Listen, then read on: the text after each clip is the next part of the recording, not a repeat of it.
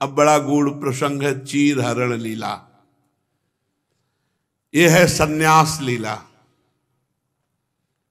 बिना देहाभिमान नष्ट हुए, बिना देह भाव का त्याग किए कोई भगवान श्री कृष्ण की लीला में प्रवेश नहीं कर सकता।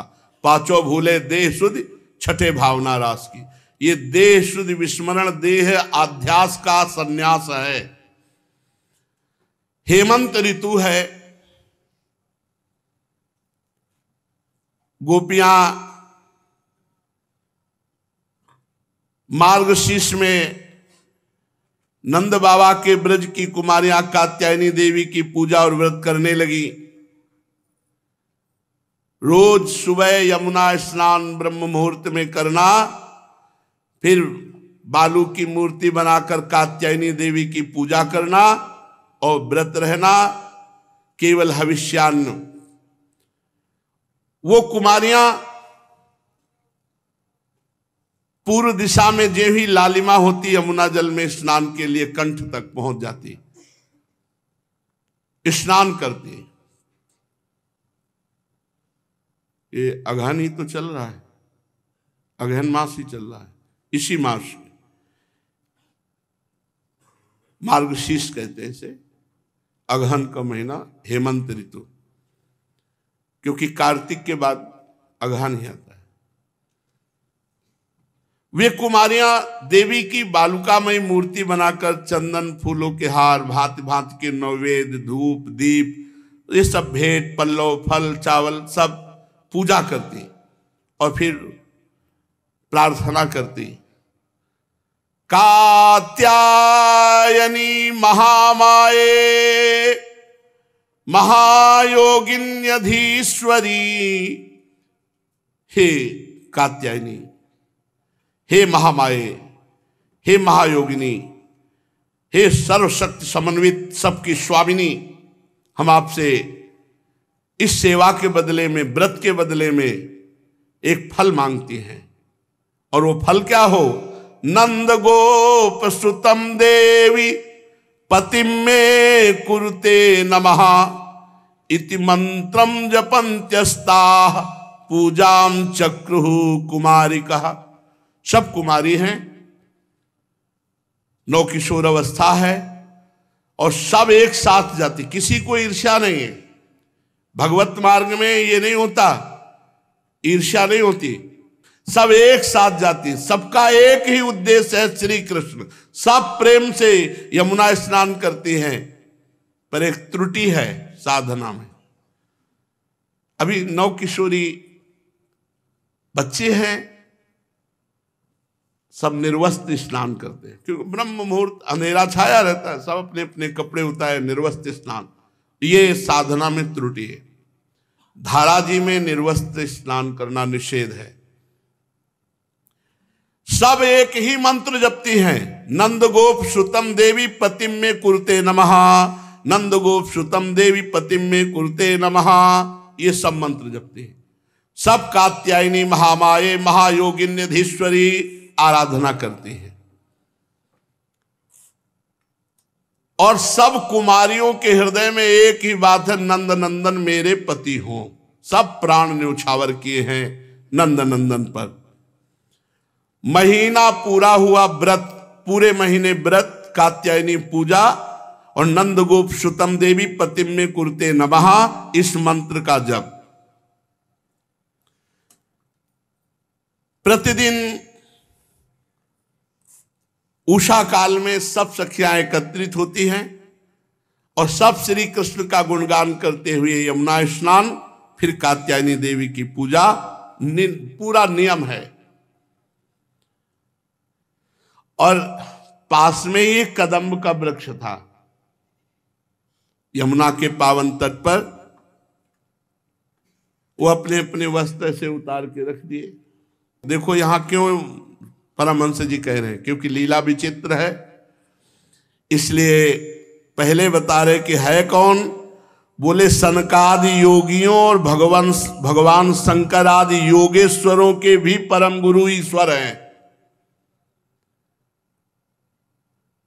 उनसे गोपियों की अभिलाषा छिपी नहीं रही।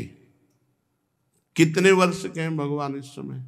6 और 7 के बीच में, क्योंकि 7 वर्ष की अवस्था में गिरिराज जी को उठाया है। अभी पूरे 6 के आगे भले हो सकते, 7 नहीं हुए। बालक है, वहां कोई दोष दृष्टि थोड़ी, पर ब्रह्म परमात्मा है। अब अपने प्रधान सखाओं को लिया जो सब ब्रह्म स्वरूप हैं, और उनकी आकांक्षा पूर्ण करने के लिए यमुना के पावन तट पर पहुंचे। सखाओं से कहा तुम सब उधर खड़े हो जाओ, दूर खड़े कर दिया, और सब गोपियों के वस्त्र समेटे और कदम्ब के वृक्ष पर जाकर चढ़ के बैठ गए।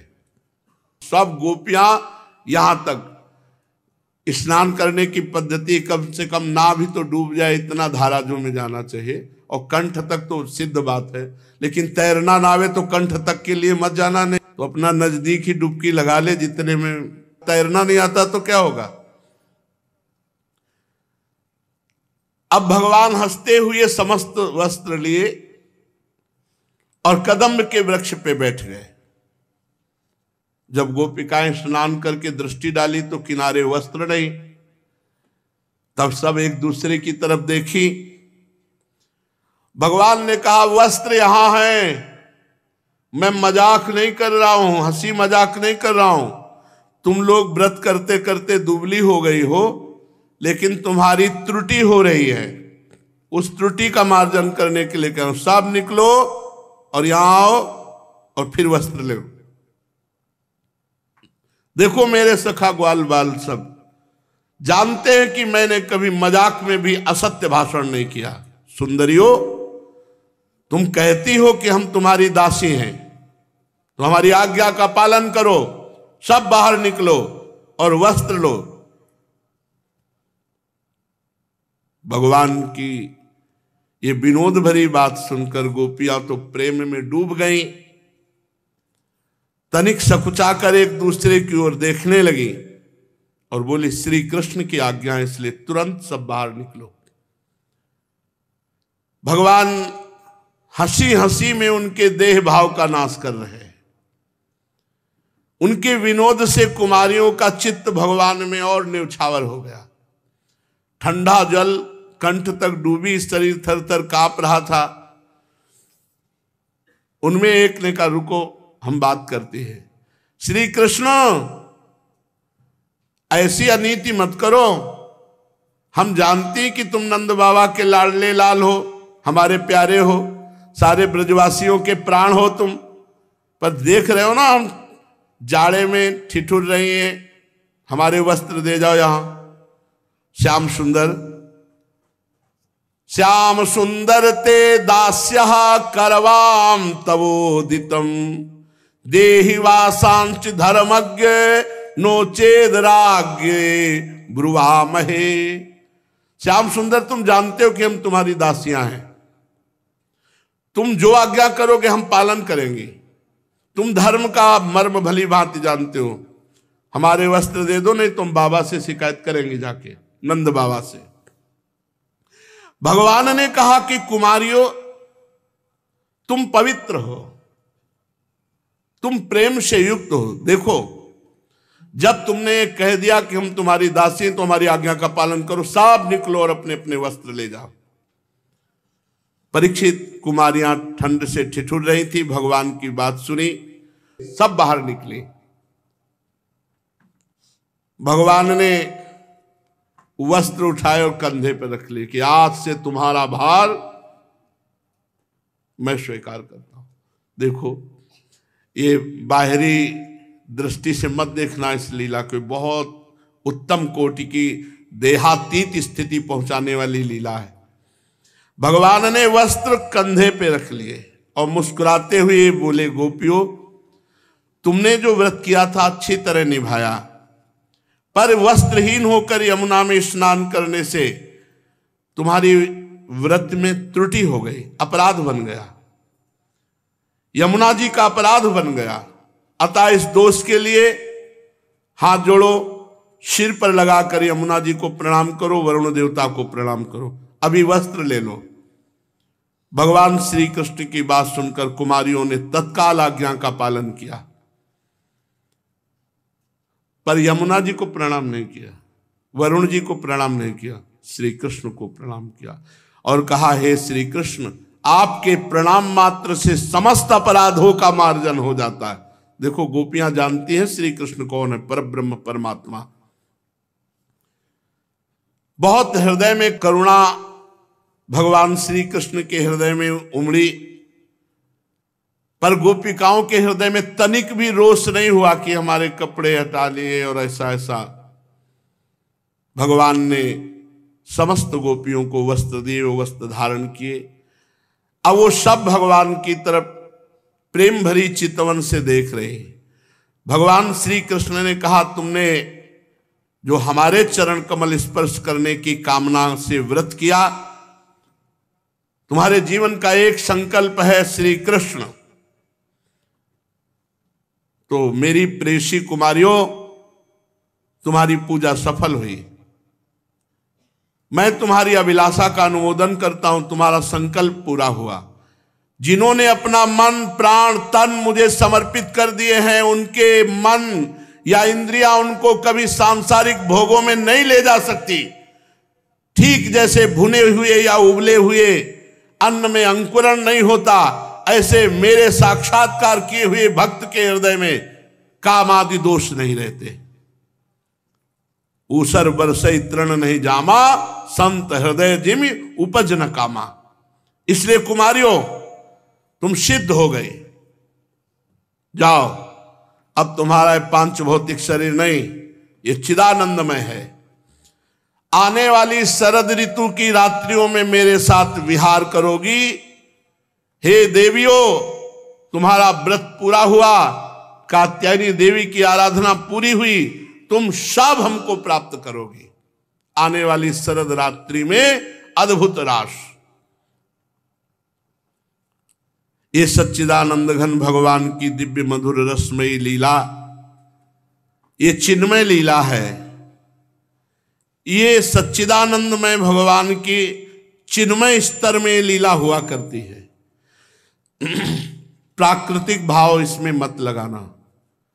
भगवान की परमोज्वल दिव्य लीला, भगवान की स्वरूप भूता नित्य निकुंजेश्वरी वृषभानुनंदिनी श्री किशोरी जू और उनकी तदंग भूता प्रेममयी गोपियों के हृदय में प्रकाशित होती है। निरावरण होकर के ही लीला में प्रवेश होता है। पांचों भूले देह सुधि, छठे भावना रास की।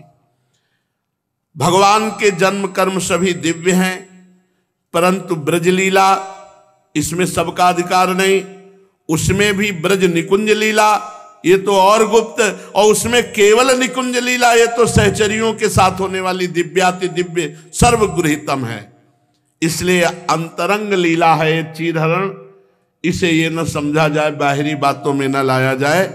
ये भगवान की चिदानंदमय लीला का चिन्मय खेल है। जो भगवान के चरणों में समर्पित होते हैं, भगवान उसके देहाभिमान को गलित कर देते हैं। ब्रह्म नहीं, माया नहीं, नहीं जीव नहीं काल, अपनी हुई सुधि ना रही, एक रहे नंदलाल। भगवान की आज्ञा हुई, वस्त्र धारण करके सब कुमारियां भगवान श्री कृष्ण चरणों का नमन करके उनका ध्यान करते हुए भाव में डूबी हुई बड़े कष्ट से ब्रज में आए, प्रवेश किया। सारी कामनाएं गोपियों की पूर्ण हो गई। प्रिय परीक्षित, भगवान श्री कृष्ण और ये ब्रजवासी, ये सब चिदानंद प्रकट हुए हैं। ये कोई पार्थिव देहधारी नहीं, सब चिदानंद है। इसलिए जब तक चिदानंद भाव नहीं आता, एक बार पूज्य श्री जयदयाल गोविंदका जी ने इन दो लीलाओं पर भाई जी से परामर्श किया कि चीरहरण लीला और रास लीला भागवत से हटा दी जाए, क्योंकि संसारिक प्राणी, ये जागतिक भाव वाले प्रपंची लोग ये इनके रहस्य को नहीं जानेंगे, तो उतना ही दो जितना जान पाए। तो भाई जी ने कहा यदि चीरहरण लीला और रास लीला हटा दी गई तो भागवत निष्प्राण हो जाएगी। जैसे पंच प्राणों से शरीर चलता है, ऐसे पांच जो अध्याय रास पंचाध्यायी है, ये भागवत की प्राण है, जीवन है। बड़े बड़े परमहंस इसका रसास्वादन करते हैं। इसलिए जो भगवान की लीला समझ में ना आए तो उसे प्रणाम करे, बस दोष दर्शन की वृत्ति ना करे, नहीं तो जब भगवान में दोष हो जाएगा तो फिर निर्दोष कहाँ होंगे, फिर बहुत बुरी तरह पतन हो जाएगा। पहली बात तो भगवान रास बिहारी सच्चिदानंद रूपाय, तो सच्चिदानंद में न रक्त होता है, न मांस होता है, न हड्डी होती है, न स्त्री पुरुष के चिन्ह होते हैं, तो काम का प्रवेश ही नहीं है भगवान की लीला में। तो सच्चिदानंदमयी गोपियां हैं, केवल आपको दिखाई दे रहा है स्त्री स्वरूप में, सब भगवत स्वरूप आत्म स्वरूप है। जैसे आत्मा में कोई विकार नहीं, ऐसे गोपी निर्विकार, भगवान निर्विकार और परम रसमयी लीला हो रही। शेष चर्चा आगे। श्री राधा।